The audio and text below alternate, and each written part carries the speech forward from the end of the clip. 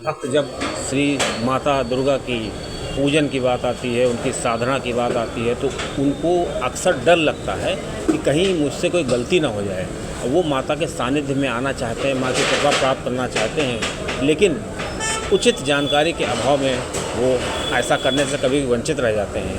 तो दोस्तों, आपको हम बता दें कि अगर कोई गृहस्थ है और एक साधारण आदमी जो पूजा करना चाहता है माता जी की, और वो चाहता है माता की कृपा प्राप्त हो, और वो गृहस्थ जीवन व्यतीत कर रहा है, तो उसे कुछ नहीं करना चाहिए, सीधा दुर्गा चालीसा का पाठ करें। और ये बहुत ही चमत्कारी होती है, क्योंकि चालीसा, कोई भी चालीसा हो, उसमें 40 चौपाइयाँ होती हैं, और ये 40 चौपाइयाँ कोई मामूली चौपाइयाँ नहीं होती हैं, विशेष परिस्थितियों में लिखी जाती हैं, और इन्हें शाबर मंत्र की तरह कार्य करती हैं। बस विश्वास होना चाहिए।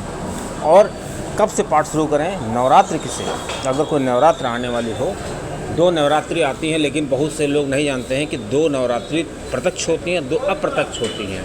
अप्रत्यक्ष नवरात्रि को गुप्त नवरात्रि करते हैं। जितना प्रत्यक्ष नवरात्रि का महत्व होता है, उतना उनका भी महत्व होता है, क्योंकि 9 देवियों की पूजा की जाती है। दुर्गा जी के 9 रूपों की पूजा प्रत्यक्ष नवरात्रि में की जाती है, और प्रत्यक्ष नवरात्रि में 10 महाविद्याओं की पूजा की जाती है, जो श्री दुर्गा जी के ही रूप हैं। बहुत ही विशाल शक्तिशाली रूप है। तांत्रिक लोग इस समय काफ़ी उनके लिए बहुत ही अच्छा समय होता है। अब दोस्तों, आइए जानते हैं सप्तशती का पाठ कब करना चाहिए, कैसे करना चाहिए। दोस्तों, सप्तशती का पाठ अगर कोई साधक नहीं कर सकता है, वैसे तो माता की कृपा प्राप्त करने के लिए यही पाठ करना चाहिए, लेकिन अगर ऐसा नहीं करना चाहता है तो वो सिर्फ चालीसा का पाठ कर सकता है, और उसको पूरा फल मिलेगा। और अगर भक्त चाहता है माता की कृपा पूर्ण रूप से प्राप्त हो, तो नवरात्र में दुर्गा कवच और सप्तशती का पाठ करे, सिद्ध कुंजिका का भी पाठ करे, तो उसको माता की कृपा प्राप्त होगी।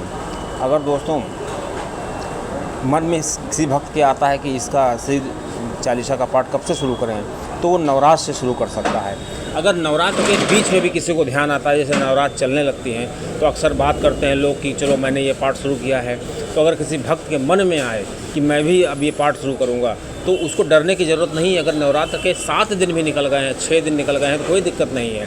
वो अष्टमी और नवमी से ही पाठ शुरू कर सकता है, क्योंकि अष्टमी और नवमी का बहुत ही महत्व है। इस दिन माता की भक्त को, जो भक्त पाठ करते हैं, उनको बहुत अच्छा फल प्राप्त होता है। अब दोस्तों, जैसे कोई मांसाहार करता है, मांस का सेवन करता है, प्याज लहसुन खाता है, तो उसको जो है सुबह सुबह तो खाता नहीं, तो उसको ब्रह्म मुहूर्त में आकर के पूजा कर लेना चाहिए। ब्रह्म मुहूर्त में ही पाठ करना चाहिए, तो ज़्यादा शुभ फल प्राप्त होता है। या रात में करना चाहिए, लेकिन रात में जैसे कहीं इधर उधर गए, कपड़े गंदे हो गए, या हमने कभी प्याज लहसुन का सेवन कर लिया, या बहुत लोग मदिरा का सेवन कर लेते हैं, या बहुत लोग मांस का सेवन कर लेते हैं, तो रात्र के पाठ से बचें। रात्र का पाठ वही करें जो गृहस्थ नहीं है और उनको सिर्फ सिद्धि प्राप्त करनी है, लेकिन सुबह पाठ कर सकते हैं। और उनसे ज़्यादा कोई परहेज़ करे तो बहुत अच्छा है। आपको इसमें सप्तशती के पाठ में परहेज़ करना बहुत ज़रूरी है, और ब्रह्मचर्य का पालन करना ज़रूरी है, क्योंकि तभी फल प्राप्त होता है। दोस्तों, आपको सबसे सीधी बात बता दें कि अगर दुर्गा चालीसा या दुर्गा कवच या दुर्गा जी का कोई भी आप मंत्र जाप करते हैं, साधना करते हैं, तो 3 चीज़ें बहुत आवश्यक हैं। पहला ब्रह्मचर्य, दूसरा सफाई, और तीसरा जो है कि कभी भी पाठ करें तो उसके जो नियम कानून होते हैं उन पे भले न ध्यान दें, लेकिन तीसरी सबसे महत्वपूर्ण चीज़ है शाकाहार होना, मतलब मांस मदिरा का सेवन न करना।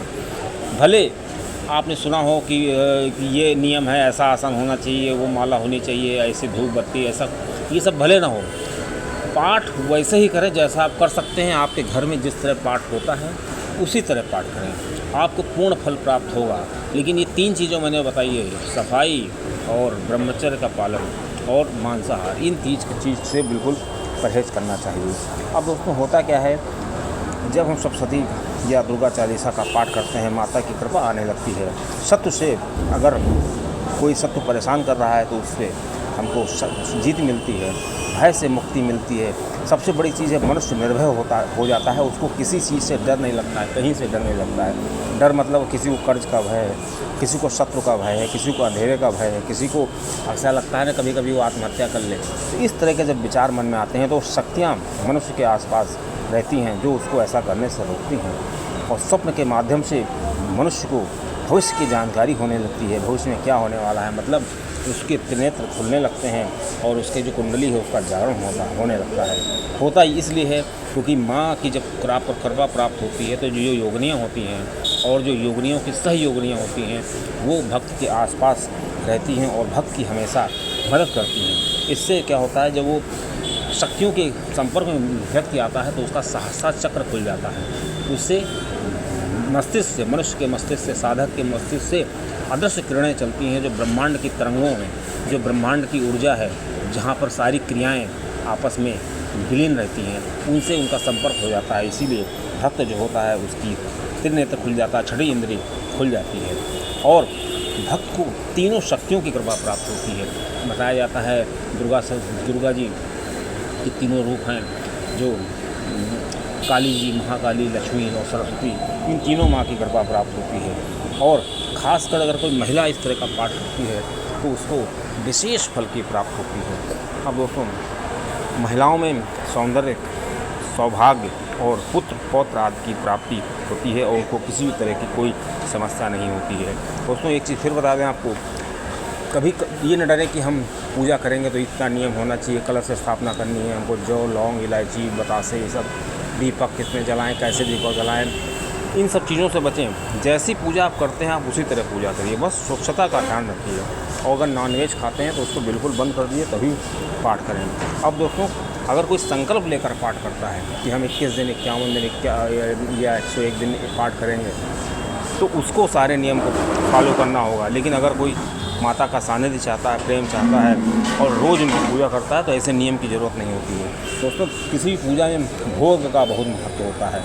कोशिश करें कि माता का भोग जब लगाएं तो बाज़ार की मिठाई लाने के बजाय घर में खीर बना लें। और इलायची, लौंग, यही सब माता के भोग होते हैं। बतासे का भोग लगा सकते हैं, सबसे बढ़िया लौंग और बतासे का भोग लगाएं। अगर कोई भक्त माता की कृपा प्राप्त कर लेता है तो उसको कर्ज, हर तरह के व्यापार, हर तरह की बीमारी, और अगर किसी का विवाह नहीं हो रहा है, किसी को भय लगता है, शत्रु परेशान कर रहा है, सभी से भक्त को निजाती मिलेगी। अब दोस्तों, नवरात्रि में तांत्रिक विधि से पूजा की जाती है और सात्विक रूप से भी, वैदिक तरीके से भी पूजा कर सकते हैं। और दुर्गा चालीसा का पाठ करने से दोनों तरह की जो पूजा होते हैं, वैदिक पूजा और तांत्रिक पूजा, दोनों में फलदायी होती है। अब दोस्तों, एक चीज़ ध्यान रखें, जब चालीसा का पाठ करें, दुर्गा चालीसा का पाठ करें तो केवल घर में ही करें, क्योंकि घर के बाहर के होते हैं हम अशुद्ध रहते हैं। जैसे चमड़े को छू लेते हैं, चमड़े के जूते होते हैं, किसी से मिलते हैं या ऐसी जगह पे जाते हैं जहाँ पर नकारात्मक ऊर्जा होती है, तो उसका हमारे पूजा पे, हमारे औरे पे जो हमें शक्तियाँ मिल रही उन पर बुरा प्रभाव पड़ता है। यहाँ तक कि जो हमारी नकारात्मक शक्तियाँ हैं और ज़्यादा हो जाती हैं। इसलिए माता जी का कोई पाठ करें, शुद्ध उच्चारण से करें, शांति मन से करें और गुप्त तरीके से करें। गुप्त तरीके मतलब किसी को गा करके बताना नहीं कि मैं इतने पाठ कर लेता हूँ, माता जी मेरे स्वप्न में आई, ऐसा कुछ नहीं करना है, नहीं तो आपको फल नहीं प्राप्त होंगे और उल्टा आपको दोष लगेगा। और जो भी माता का पाठ करता है उसको स्वप्न में माता के दर्शन जरूर होते हैं, या बालिका के रूप में या वृद्धा के रूप में। तो इन दोनों अवस्थाओं में भक्त को कभी भी डींग नहीं आंकनी चाहिए कि मैंने स्वप्न में माता को देखा या मैंने स्वप्न में ऐसा ऐसा देखा। अब दोस्तों, पूजा में, माता की पूजा में या किसी भी पूजा में दिशाओं का बहुत महत्व होता है। तो माता की जो पूजा करें, दुर्गा जी जब चालीसा का पाठ करें तो केवल ईशान कोण में करें। ये सात्विकता और इससे सौम्यता आती है। ईशान कोण का मतलब होता है पूर्व और उत्तर की दिशा के कोने में। और अगर कोई तांत्रिक या किसी खास उसके लिए कर रहे हैं, खास उद्देश्य के लिए, तो दक्षिण पश्चिम की दिशा जो अग्निवायु की दिशा होती है, वो वायु दिशा, इस दिशा में कर सकते हैं। दोस्तों, जो भी माता सप्तशती का पाठ करता है उस भक्त को एक बात तो निश्चित जान लेनी चाहिए कि उसको अकाल मृत्यु कभी नहीं हो सकती है। इसलिए जिस माला से जाप करें, उस माला को चाहें तो आप सफ़र में कहीं जा रहे हैं, किसी इंटरव्यू में, किसी शादी ब्याह देखने के लिए जा रहे हैं या किसी भी कोर्ट कचहरी के कार्य के लिए जा रहे हैं, तो उस माला को ले जाएं, क्योंकि वो माला जो होती है वो बहुत ही ज़्यादा चमत्कारी हो जाती है, उसमें शक्तियाँ आ जाती हैं। तो इस प्रकार भक्त को अपना जीवन सफल बनाना चाहिए, क्योंकि भक्त के साथ कृपा आने लगती है। अब दोस्तों, अगर नवरात्र के पहले या बाद में कोई पूजा करना चाहे तो किसी भी शुक्ल पक्ष से पूजा कर सकता है, अर्चना कर सकता है और माता की साधना कर सकता है। लेकिन अगर सात्विक पूजा करनी है तो शुक्ल पक्ष से करे। अगर कोई तांत्रिक विधि से पूजा करना चाहता है तो उसको कृष्ण पक्ष से शुरुआत करनी चाहिए, तो उसका बहुत ही सफल उसको परिणाम प्राप्त होंगे। और रुद्राक्ष की माला का तो